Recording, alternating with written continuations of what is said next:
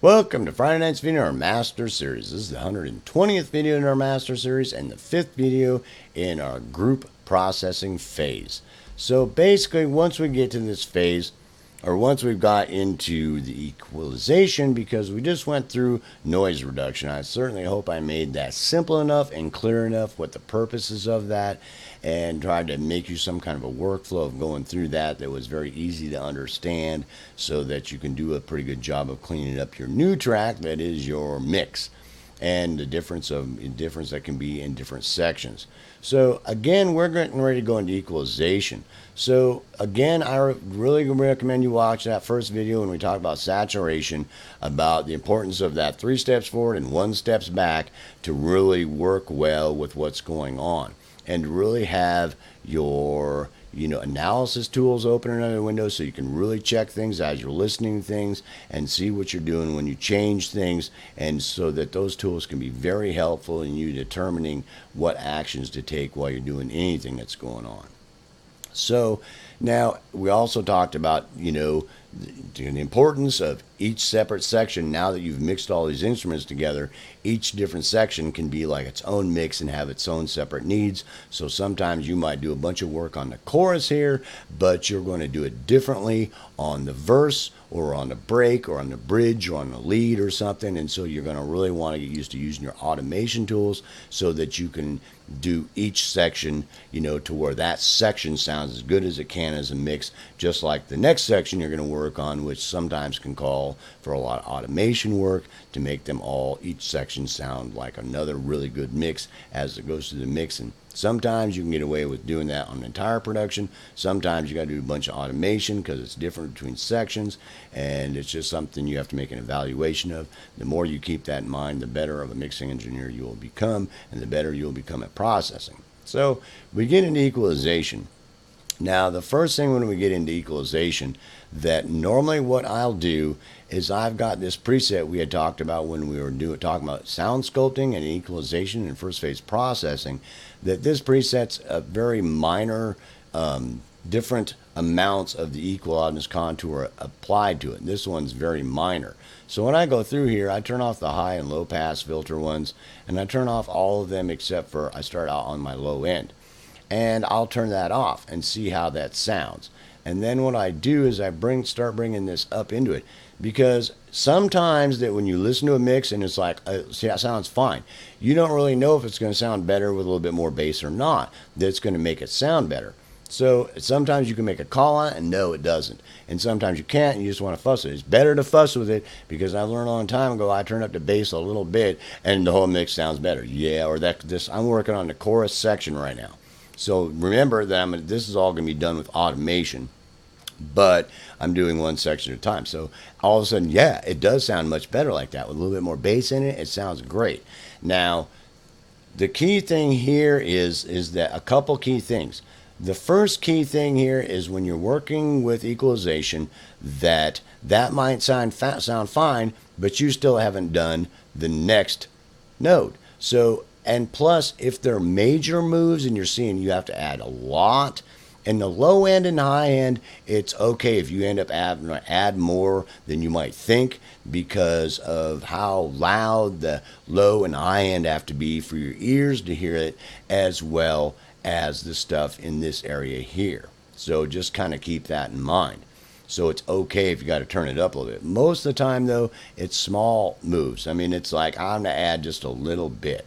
Now, this 3 steps forward and 3 steps back, if it was showing a major move, like I really thought I had to add a lot, then what would I go to? I'd be going to look at my kick drum and my bass, more likely, or any type of synth that was really hanging in the low end, to see if I need to rework them, or rework the processing on their buses to add equalization or something to get that boost I'm looking for. If I'm had that, because the whole mix doesn't need that. I mean, I don't want to boost the bass end in the whole mix. I want those instruments. I'm basically trying to sweeten those instruments, and that goes for any one that I'm doing there. So really keep that in mind. That's part of that 3 steps forward and 1 step back. That if you're having to do major boosts or subtractions or anything like that, it's better to go find the problem on those individual tracks, whatever's in that group, or on the buses to make adjustments there, and then come back here and go, so how did that affect it now? Does that make sense? And I really recommend, I love my tonal balance plugins from iZotope because they're great. I can get a curve from any song, genre, or whatever that I want to use as, basically this type of flow for, the curve for the whole production. So I do recommend it for that, or any kind of plugin that does that, because I do use that. Now, once I get done with that, I'm going to go to the next one. Now the next one is this one here between 1 and 2 kilohertz. Now I'm going to bring that down to 0. I'm going to start seeing how it sounds, and then I'm going to start bringing it up some. Does that make it sound better? Yeah, it actually does sound a little bit better. All right, yeah, that like that. Now, let's say I get it to there, and it's like, yeah, that actually does sound a little bit better. I sweeten up a little bit right in there. It sounded, could use a little bit of that, because I'm going where the equal oddness contour dictates first, and I'm good to go. So now that 3 steps forward, I want to go back to that bass and go, well, now that I've done that, does that sound like I need it? A little more, or maybe a little less, or what? All right, and then I go back to this one, and then I adjust that accordingly. And then I go on to the next one, which would be 2 and 5. Now that process, you just want to continually do that, so as you go through it, because then I adjust this one, I listen to it, I A-B it back and forth. Sometimes I walk away a little bit for a little while to get some fresh airs, and I realize, no, it needs to be just boosted just a tad there. Yeah, A-B it back and forth, walk away from it, come back, yeah, and then go back to the bass end. What did that do? Does that mean I got to address that up or down? Okay, then I go on to the next one again. Does that mean I need to address that one up or down, now adjust that? And then back to this one. All right, does that mean now do I need now I need to bring that down a little bit. All right, and then on to the high end. Now the high end, I'll start out at 0 again, and then I'll start bringing it up. Does that sound better? Yeah, that actually sounds better. Yeah, it's bringing a little bit of air. I actually bring it quite a bit. That's not too much. It's adding some air in there. It sounds great. Then I go back to the bass. Now do I need to adjust that again? Then on to the other one. Do I need to adjust that one a little bit? Do I need to adjust the next one a little bit? Then back to there. Now what did that do? I need to address this one a little bit, up or down or wherever. Yeah, there we go. Now this chorus sounds awesome. Yeah, dude, just like that. Oh yeah, sweet, bro. Good to go. Now, that basically, it's not showing you any sound, you're not hearing anything, but that procedure is more that what I want to sink in, so that you get used to doing that, so that you do a good job when you're doing your sweetening and this processing with equalization.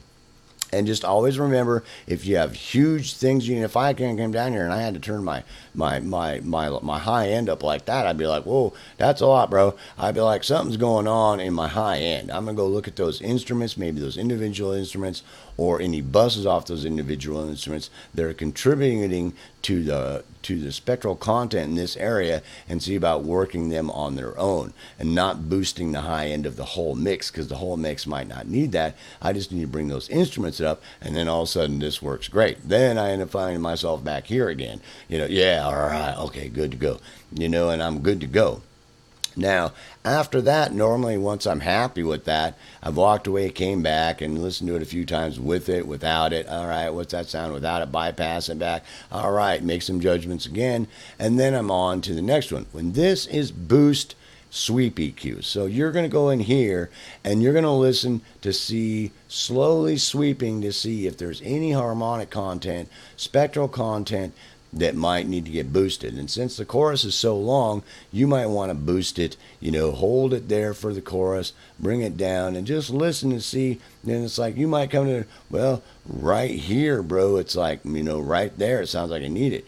A-B it back and forth, A-B it back and forth. Okay, yeah, maybe a little bit less, with it, without it. All right, that's a little bit more additive EQ that wasn't right along the evaluation of the equal oddness contour. All right, yeah, now it sounds awesome. Yeah, dude, or it might even be a little bit less.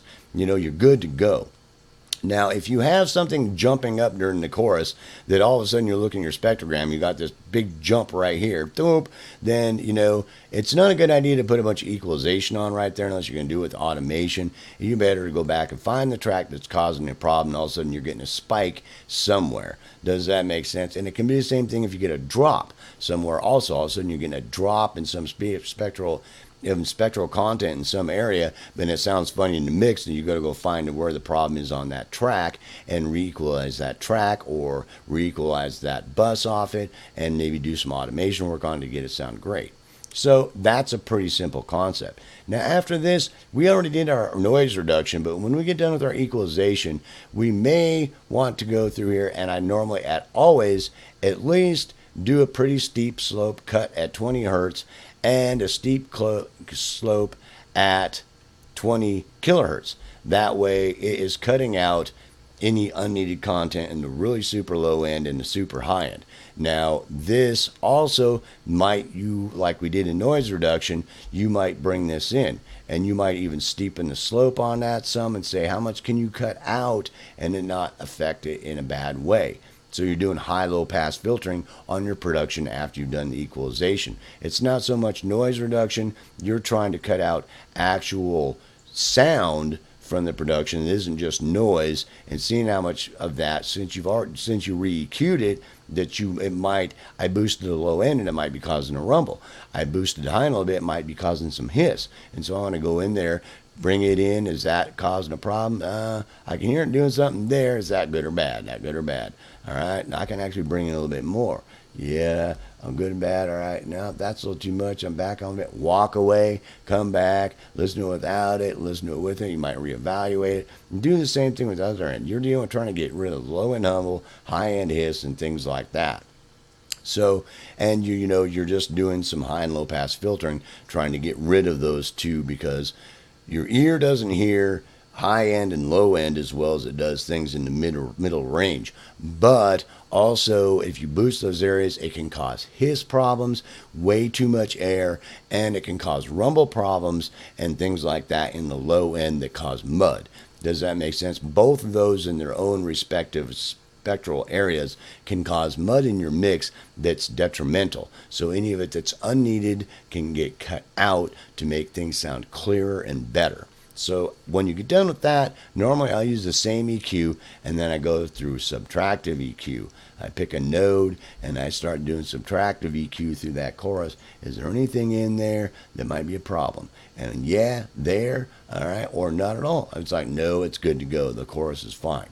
Now, that work should have been automated, so that basically if you're going to be doing it differently in different sections, if the production calls for it, the more complex the composition is, and the more complicated the composition is, the more I recommend section by section by section and using automation so each section gets treated as well as possible for itself as its own individual mix to sound as good as possible.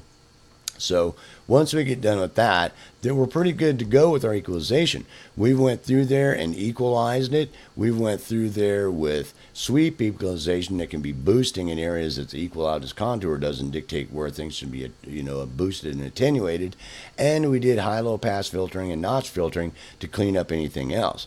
Now, this might sound complicated in a real simple production. You might do that, and it's fine through the whole production. In a more complicated production, you can't, and it's like you did the intro, then you had to automate the break, then the pre-verse, and then the verse, and then the chorus, and And if it's something like a movie score, you might be just doing all kinds of automation work, trying to make it like each individual section's own mix, which sounds complicated, and it is, but that's what makes you do a good job so that it comes out sounding as good as possible. So basically that should take care of your equalization. There are lots of other things that can be taken into consideration, and that if anything comes to mind while you're equalizing, don't fluff it off because I didn't mention it, but those basically, that should get you a good equalization job done on your mix so that it comes out sounding as good as possible. So peace, hope, love. I hope you enjoyed this video on equalizing our mix And I will see you in the next video when we start dealing with the stereo field of our mix and the stereo bus. Peace, hope, love. See you in the next video.